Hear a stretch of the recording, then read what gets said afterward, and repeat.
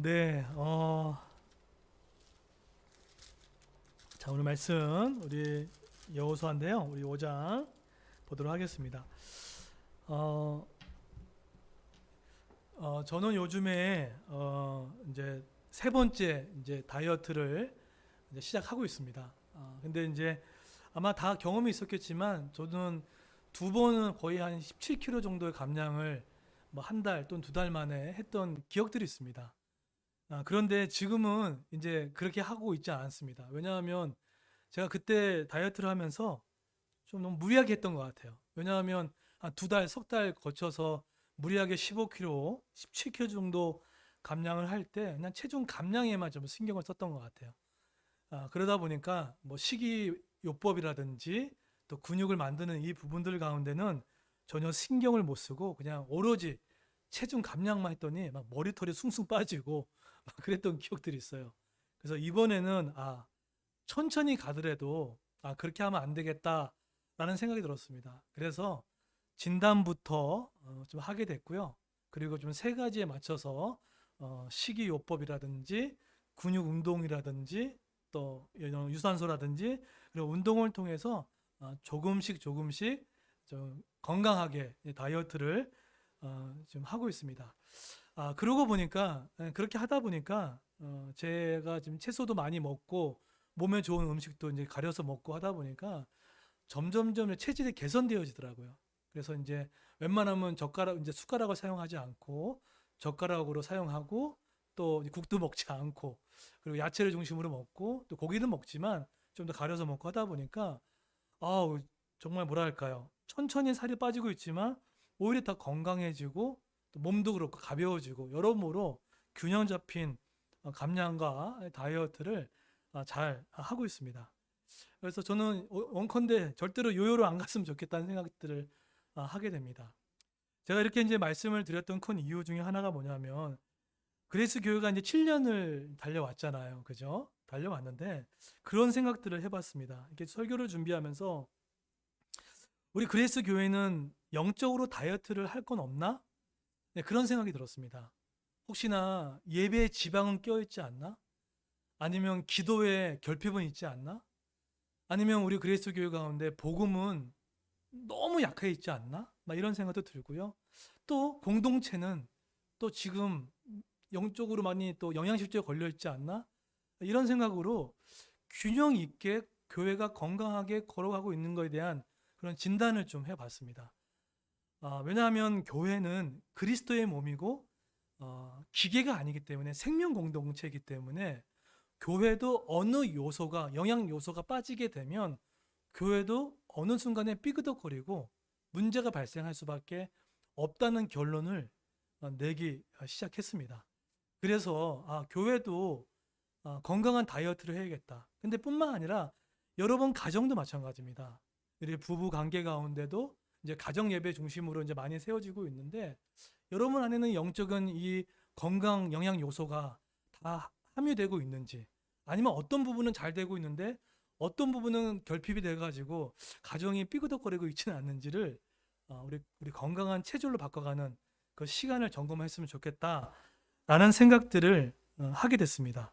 그런 가정 가운데 여호수아 이제 6장으로 넘어가야 되는데 하나님께서 그 건강의 체질을 뭘로 잡아갈 것인가 하다가 하나님이 6장까지 넘어가게 하지 아니하시고 하나님 또 5장에 멈춰 서서 이 부분을 다루기를 좀 원하셨더라고요. 그래서 다음 그림을 한번 띄워주시면 자 우리 5장을 통해서 오늘 여호수아 5장을 통해서 교회의 체질 변화와 또 우리 7절을 앞두고 우리 가정의 체질 변화, 영적인 체질 변화입니다.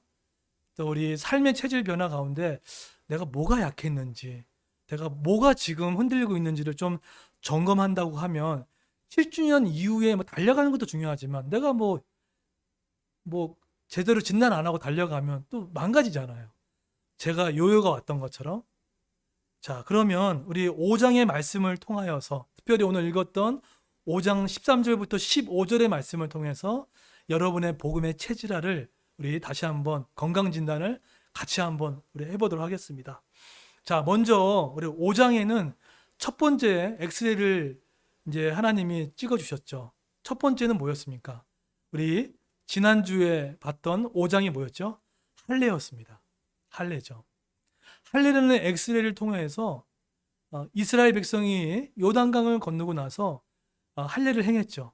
그 뜻이 뭐라고 말씀드렸습니까? 하나님의 정체성, 너희가 구원받은 자녀다라는 것에 대한 부분이었습니다. 그런데 구약의 이스라엘 백성들이 이 할례를 행하긴 했지만 끝까지 지켜낼 수 있는 힘이 있었다 없었다? 예, 없었다고 말씀드렸어요. 그래서 영적 주치인 대신 누구죠? 바로 그리스도께서 영적 주치인이 되셔가서 뭐라고 합니까?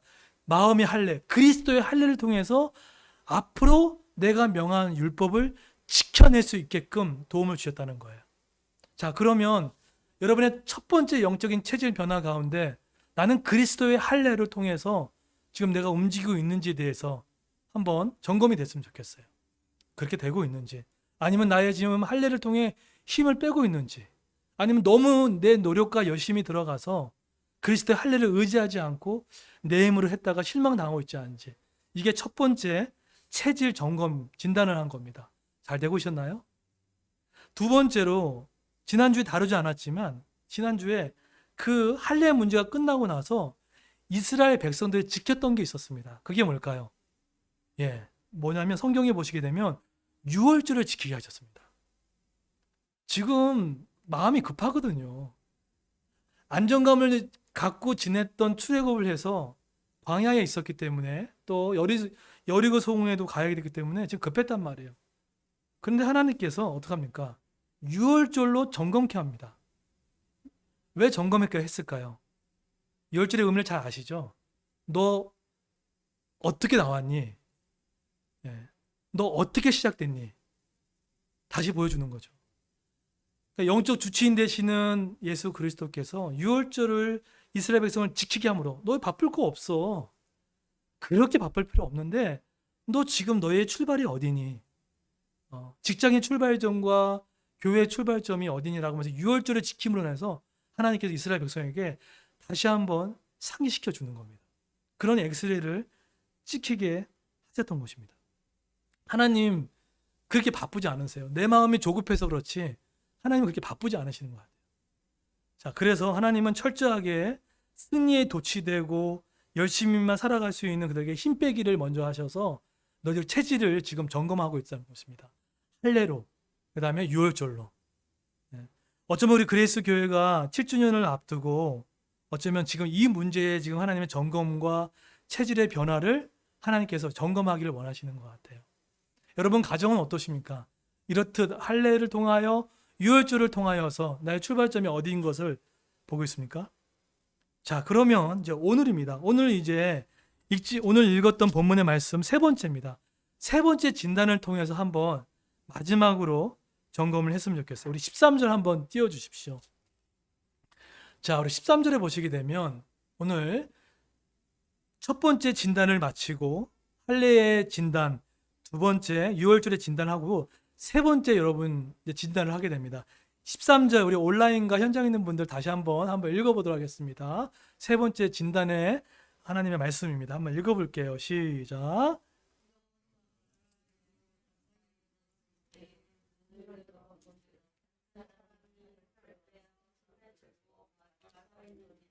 네. 너희 우리를 위하여 우리 적들을 위하여 하니. 네, 말씀 띄워주시고요. 지금 우리의 힘 빼게 하셨던 할례 너희 힘으로 안 되지.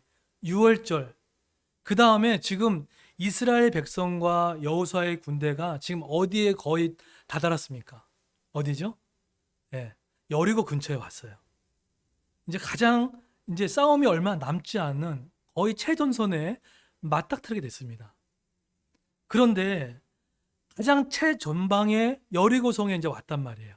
이제 여기만 넘어가면 입성이 되는 거예요. 그런데 이때 이제 넘어가면 되는데 하나님께서 다시 한번 스톱을 거시죠. 그러고 나서 누구를 하나님이 보내십니까? 누구죠? 네, 바로 한 사람, 칼을 빼어서 손을 들고 있는 한 사람을 마주하게 됩니다. 그림 한번 띄워주십시오. 그림 주시면 자, 그림을 한번 띄워주세요. 네, PPT입니다. PPT. 예.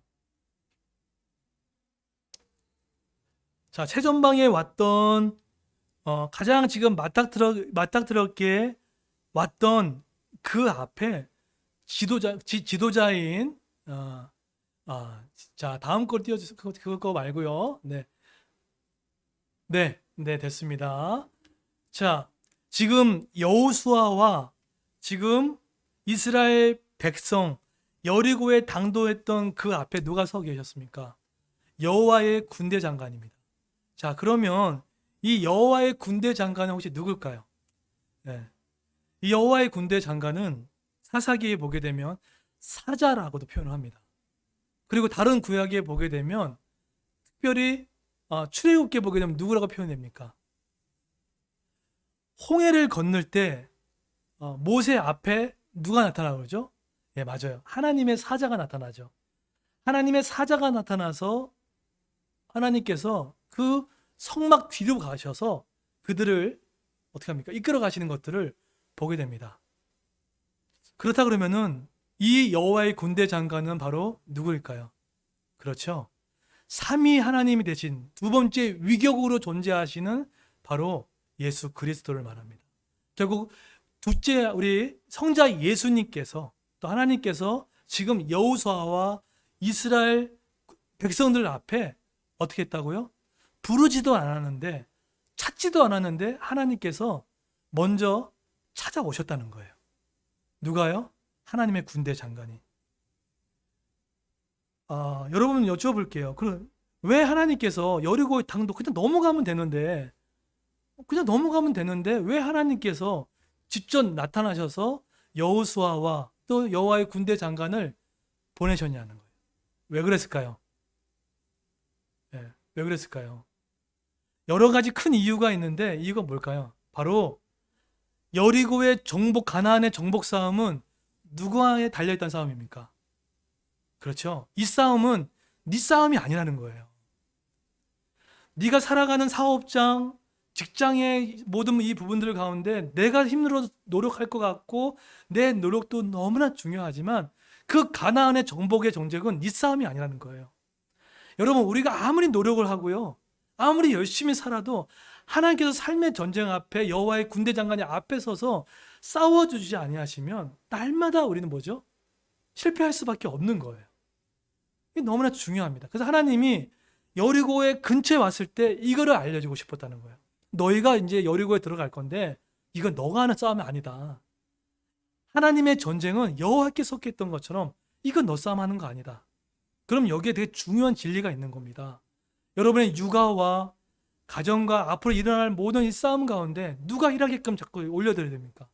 그렇죠. 하나님이 일을 하시게끔 계속해서 맡겨드리는 것들이에요. 이것을 보여주기 위함이에요. 여러분, 이것을 몰라서 여리고성 가기 전에 여호수아가 크게 실패했던 성이 어떤 싸움이었습니까? 아이성 전투죠. 이 싸움에 틀림없이 알았는데 이 싸움에 이 진영의 싸움을 놓치고만 바람에 아이성에서는 큰 몇천 명이 사망하는 일이 벌어지고 말았다는 겁니다. 저는 이런 찾아오신 하나님, 여리고의 당대 여리고 앞에 거의 왔는데 하나님께서 먼저 급하게 우리를 보내지 아니하시고 하나님 먼저 찾아오신 것에 대해서 너무 감사해요. 하나님은 먼저 많이 찾아오시죠.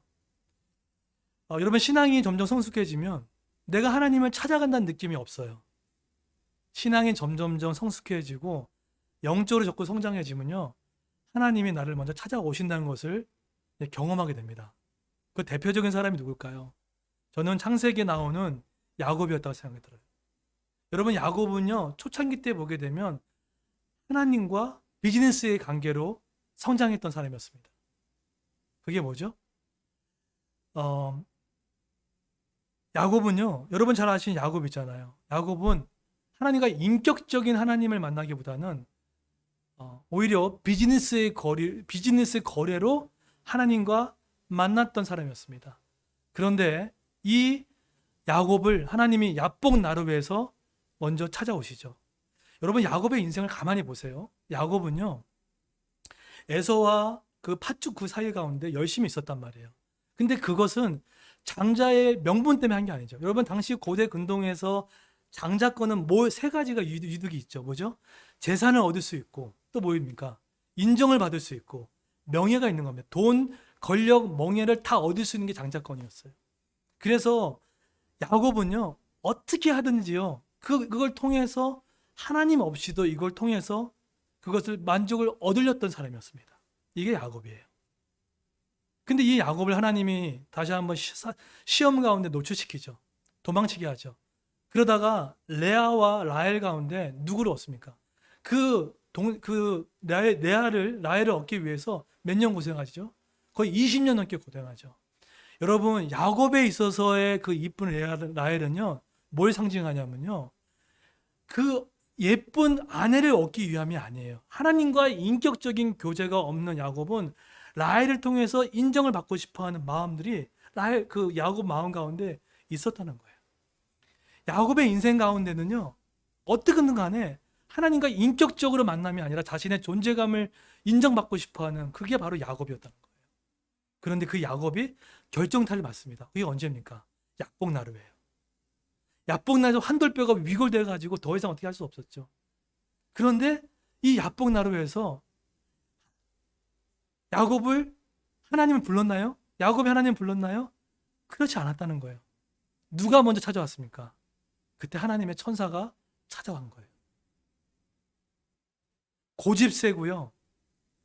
다른 것을 존재감을 드러내려고 했던 야곱의 인생 가운데 하나님이 먼저 찾아오셨죠.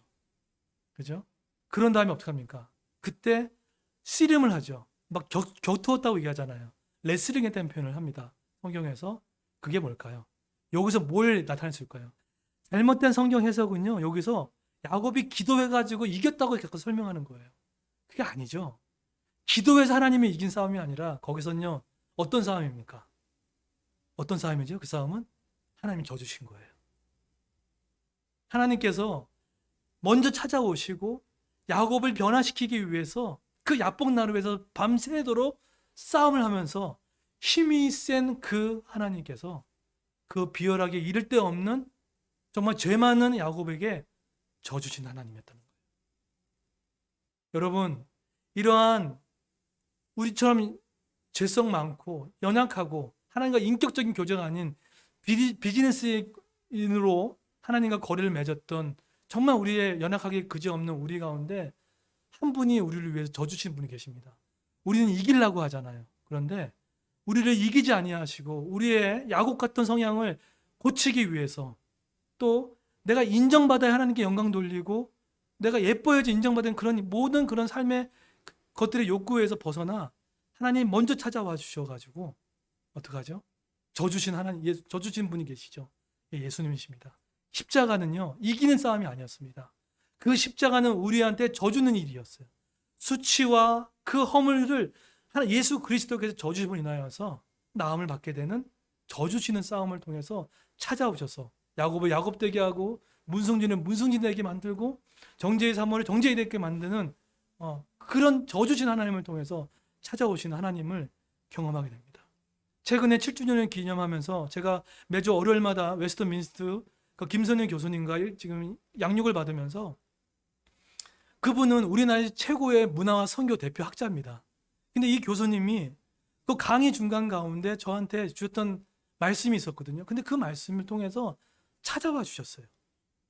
그 말씀이 뭐냐면 총 6강이었는데 캐리그마였습니다. 근데 그 말씀이 저한테 너무 콱 박히는 거예요. 캐리그마는 선포된 하나님도 있지만 먼저 찾아오신 하나님, 우리에게 행하신 그 하나님을 얘기하는데 그 말씀이 말씀이 이렇게 무서운지 몰랐어요. 말씀이 뚫고 들어와요. 네가 네 설교하는 거 아니다. 네가 성도를 설득하는 설교가 아니라 진짜 설교는 구약에 나타난 하나님, 신약에 나타난 하나님을 드러내는 거다. 성도들이 이걸 보게끔 하는 거다. 근데 그 메시지가 저의 심장을 감통하는 거예요. 제가 그때 그 이후로 제 심장에 하나님의 설교가 말씀이 들어오기 시작하고 은혜가 얼마나 강력한지 그 다음부터 계속해서 은혜에 집중하게 되고 하나님이 그 교수님을 통해서 찾아와 주셨구나. 또 하나님께서 다른 일을 통해서 찾아와 주셨구나. 이걸 보게 되었습니다. 신앙이라는 것은요, 내가 하나님을 찾아가는 싸움도 있지만 하나님 먼저 말 걸어오심, 그분의 찾아오심에 중요한 포인트가 있지 않을까라는 생각들을 갖게 됩니다. 여리고의 근처에 왔지만 이스라엘 백성과 여호수아를 하나님은 찾지 않았어요. 근데 여호와의 군대 장관이 먼저 찾아와서 이건 네 싸움 아니란다 라고 이 싸움의 진영의 원리를 아주 중요하게 얘기해 준 싸움입니다. 자, 그런데 이러고 나서 본능적으로 말씀 한번 띄워주십시오. 말씀 띄워주시면 말씀으로 띄워주십시오. 그랬더니 여호와의 군대 장관이 나타났을 때 이때 14절 보십시오. 13절 보시게 되면 여러분 여호수아의 반응을 잘 보세요.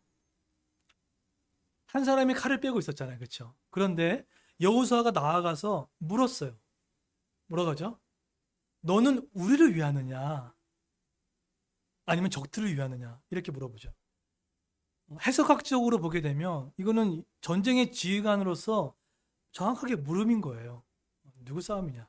근데 영어 성경에 보게 되면 번역본 세 번역의 성경에 보게 되면 이럴 때 너는 내 편이냐? 누구 편이냐라고 했을 때 14절에 보십시오. 뭐라고 하죠? 14절 뭐라고 합니까?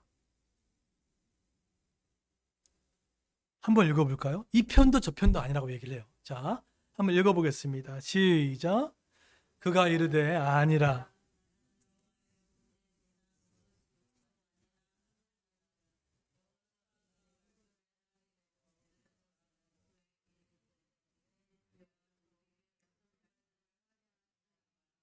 네, 지금 여호수아에게는 너 내 편 돼가지고 나에게 힘을 주는 사람이니 아니면 상대방의 도움을 주고 나한테 왔니라는 그런 이분법적인 사고 가운데 이 질문을 던지죠. 그런데 14절에 세 번역 성경에 의하면 이 편도 저 편도 아닌 뭐라고 하죠?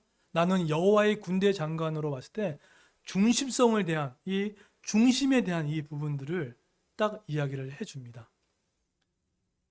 전혀 다른 이야기인 거예요. 그랬더니 이때 그래도 영적으로 민감했던 모양이에요. 여러분, 사람이 영적으로 건강하다는 것은 말씀에 민감함이 생깁니다.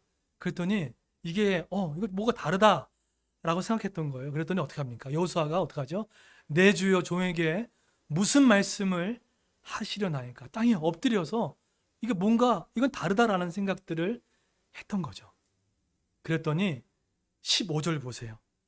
아주 유명한 말씀들이 나옵니다. 15절에 보시면 이렇게 얘기합니다. 제가 한번 읽어볼게요. 여호와의 군대 장관이 여호수아에게 이르되 내 발에서 뭐라고요? 신을 벗으라. 내가 선 곳은 거룩하니라 하니 여호수아가 뭐라고 하죠? 그대로 하니라. 여기서 지금 뭘 얘기를 합니까? 두 가지를 얘기하죠. 뭐라고 하죠? 한 가지는 너희가 선 땅이 뭐라고요? 거룩한 곳이라는 거예요. 여기에 온 우주의 하나님의 통치의 영역을 하나님께서 교회만 한정시키지 않은 모습을 보게 됩니다. 여리고도 하나님의 땅이고요. 너가 서 있는 그 땅도 하나님 땅이고 지금 온라인을 통해서 있는 것도 하나님의 땅이고 내 직장도 육아도 거기에 모든 영역들 가운데 하나님의 온 우주의 하나님의 땅이심을 하나님이 천명하시죠. 오케이, 여기까지 됐어요.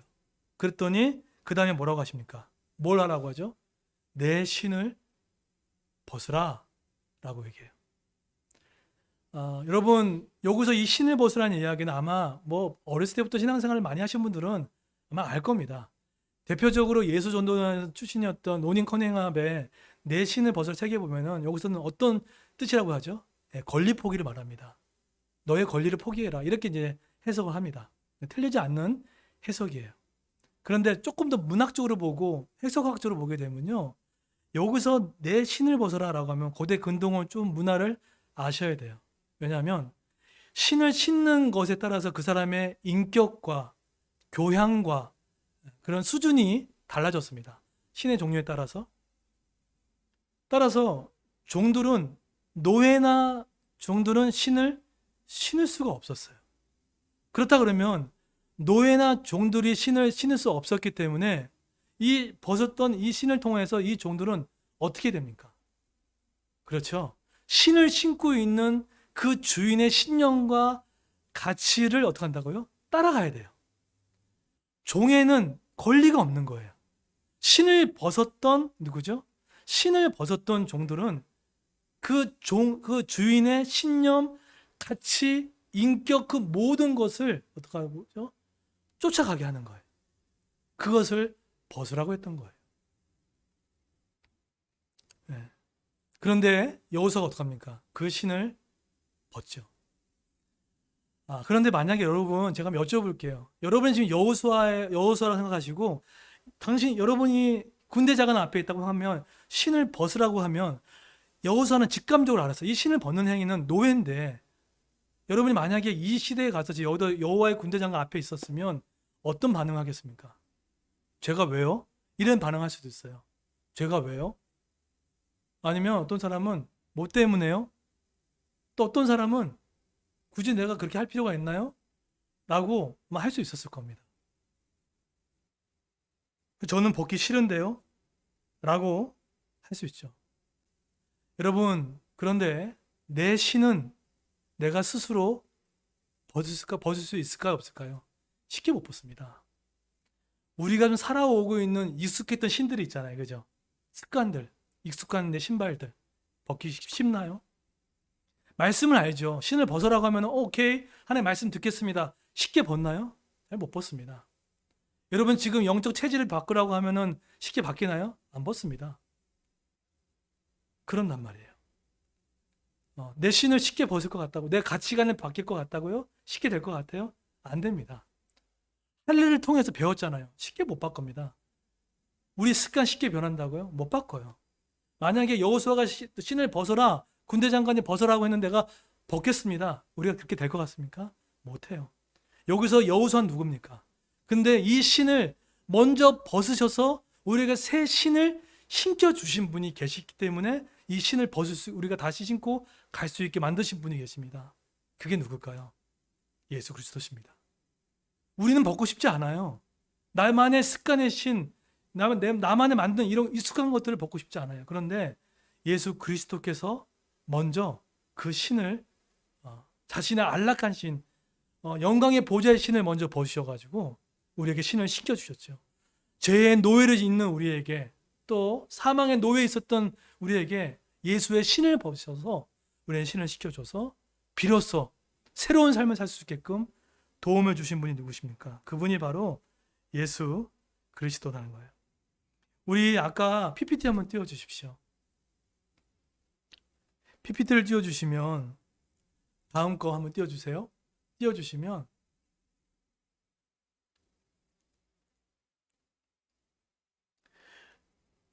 우리가 아까 전에 제가 결론부터는 말씀을 드렸지만 이렇듯 우리가 신을 하나님 벗으라고 했을 때 벗기가 어렵죠. 그런데 이렇게 가르치면 안 되는 부분들이 있습니다. 이거예요. 왼쪽 편에 보시죠.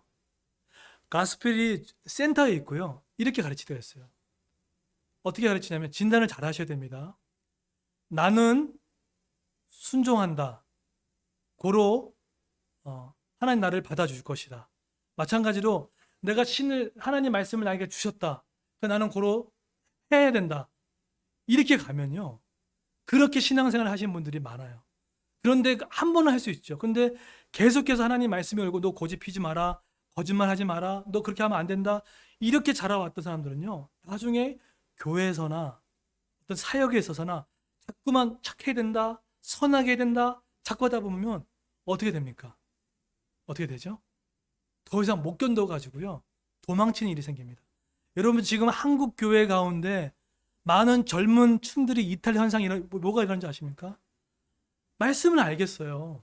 하나님 그 복음도 알겠어요. 그런데 신을 벗으라는데 자꾸 벗으라는데 안 되는걸요. 근데 계속해서 요구하죠. 그러니까 어떡합니까? 이게 도망치는 일이 생겼어요. 지금 30대, 40대 교회 이탈 현상들이 엄청 많은 거 아시죠? 왜죠? 계속해서 뭔가 해라, 마라 하니까 나는 할 수가 없는데 그러니까 자유롭게 추구하는 일들이 많이 생기고 있습니다. 여러분 어렸을 때 이런 모습들 가운데 혹시나 그런 마음 혹시 없습니까? 치순 영역들. 또 한 가지 어떻게 치닫고 있냐면 오른쪽입니다. 제가 봤을 때 오른쪽이요. 상대주의입니다. 상대주의 비종교는 뭘까요? 오케이. 상대주의 비종교는 뭘까요? 예, 희성이 봤어요. 예. 상대주의 비종교는요, 어떤 겁니까? 그렇게 뭐 지킬 필요가 있나요? 예. 그렇게 내가 뭐 지킬 게 있나요? 그냥 편하게 살면 되죠. 이게 뭐라고 합니까? 율법의 방종주의로 나가죠. 어. 그래서 우리의 삶에 말씀 가운데 말씀의 신을 우리 신을 벗으라고 했을 때 내가 지킬 수도 없는데 율법적 체닫게 되면 교회를 떠나는 일이 생기고 아니면 내가 말씀을 지킬 수 없어요. 어느 정도만 생각하고 하면은 상대주의 비종교로 나갑니다. 율법 방종주의로 가죠. 로마서 6장에 나오는 뭐 나 자유롭게 살면 되지. 굳이 그렇게 할 수 있어요. 그런데 뭐가 중심이 잡아야 됩니까? 그렇죠? 복음이 센터에 오셔야 돼요. 은혜의 복음은요. 왼쪽으로 치닫는 것도 아니고 오른쪽으로 치닫는 것도 아닙니다. 이 은혜는 은혜의 신을 벗기는 그 은혜는 중심에 서 있어서 오는 것들을 보게 됩니다. 여러분 말씀을 결론 맺도록 하겠습니다. 이 편도 저 편도 아니에요. 누가복음 15장에 나오는 탕자의 귀한 가운데 작은 아들도 하나님을 사랑하지 않았어요. 자기 마음대로 살라고 했죠. 큰 아들도 하나님을 사랑하지 않았어요. 어느 정도 도덕적으로 이만큼 하게 되면 괜찮겠지 했죠. 그 큰 아들도 하나님을 사랑한 게 아니었습니다. 둘 다 하나님을 사랑하지 않았어요. 결국은 우리는 그리스도 교회가 7주년이 되었을 때 작은 아들도 아닌 큰 아들도 아닌 은혜로 품어주시는 은혜의 복음의 센터로 중심에 돌아오는 것이 우리에게 중요하지 않을까라고 생각이 듭니다. 믿음에 일어나니 NIV 성경에 보게 되면 퍼스트 페이스입니다. 그런데 라스트 페이스로 나옵니다. 끝까지 믿음의 은혜로 시작됐으면 끝까지 믿음의 은혜를 붙들어 가는 복음의 은혜를 붙들어 가는 그리스도 교회로 체질 변화되어져 은혜의 체질 변화가 되는 저와 여러분 되기를 예수님의 이름으로 축원드리겠습니다. 이 시간 우리 다 같이 가능하신